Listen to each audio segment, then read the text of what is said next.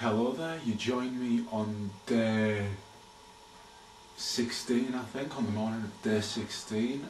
You haven't seen me for just over a week. I haven't even been doing the video diary every day because it's been so busy. Training stepped up. Last week it got progressively more difficult, with the emphasis still being on flexibility, sprint technique and balance. Now, every day got a little harder. Nothing too major last week, but that's changed at the beginning of this week. I'll come back to that in a moment. Last week, in amongst the training, on Tuesday, I had a trip down to Champneys in Tring to work with Think Fitness, and you may have seen the blog. I met with John Goodman, ex-Wimbledon, and his team of, there was a rehabilitative conditioner, a performance nutritionist that I sat and worked with. They were both fantastic, and got to experience cryotherapy.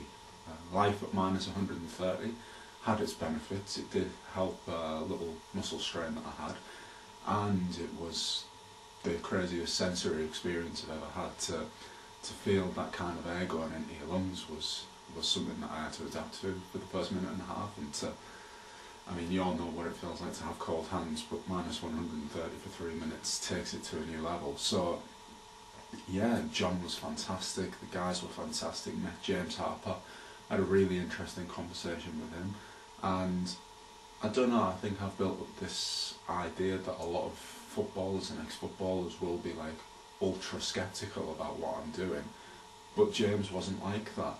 He was really optimistic. He started off kind of wanting to know more about what it was I was doing, asking my age, and his conclusion was that it is easily doable. Easily doable, maybe not so much, but that it is possible. So I've got his encouraging words ringing in my ears, which is nice. So then last week also, on the Friday, I went down to do some more filming for the documentary that you'll be seeing in, I don't know, a week or so, I'm guessing. I went down to visit a place called Profit, which was founded by Hamish Wolfenden, and he's one of the guys that I'm working with. He's a biomechanics expert. He looks at the foot and its effects on the body. And his partner in crime now, Gary Ward, who has a company called Anatomy in Motion, AIM, and worked with both of them that afternoon to aid my biomechanical efficiency through working with the foot and exercises with the rest of the body. We were able to change my running style massively within the space of an hour. And then I spent the next 2 days with them on a course that they were running for personal trainers, learning more about their system and the way in which I could manipulate my own body to perform better easily without even concentrating on it. So going through a series of exercises that would reset kind of my body's centre point.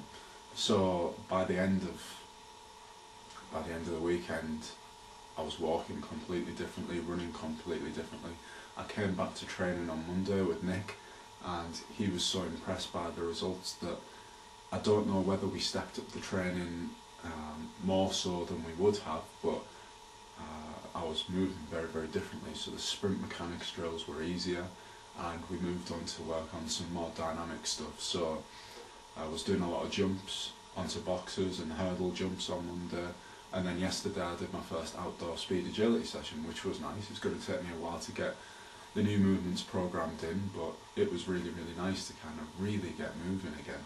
So yeah, training has kind of went like that. The last 2 days I've been quite fatigued at certain points in training, which is kind of, from somebody who used to go to the gym a lot, it's kind of a nice feeling to get. So yeah, training's been absolutely superb. Little strain that I had is gone. Ball work resumes, building up steadily. I think I overdid it a bit the first week. So yeah, everything's superb on that front. Now on the other front, on the media front, what's been going on? So there was a feature on Tim Lovejoy's Channel B last week, yeah. There was a lot of other bits and pieces last week. There was kind of bits of radio over in Ireland, newspapers from various places. Then we had the 5 Live piece on Friday night, which was fantastic. Mark Pugac and Luther Blissett, Gabrielle Marcotti. It was a superb evening. We sat for 20 minutes, and what started off as kind of Mark asking me some questions about the project sparked a debate in the studio, and people were texting in, people were emailing in. So that was well received. I managed to stay and chat with most of the guys for about 20 minutes, half an hour after we'd been on the radio. They were very interested, even if somewhat cynical, or sceptical. Sceptical is a better word than cynical. Even if they were somewhat sceptical, they were intrigued and had nothing but encouraging words. So yeah, that was brilliant. And now we've got Sky Sports pieces coming up in a few weeks. We've got BBC Look North. I'm going to be speaking to them today. A Belgian newspaper is printing the story today. An offshoot of 442, their website, Weekend Wonders.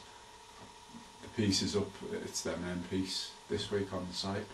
So yeah, apart from that media stuff, I mean, there's kind of other stuff going on in the background. Lots of football being going on.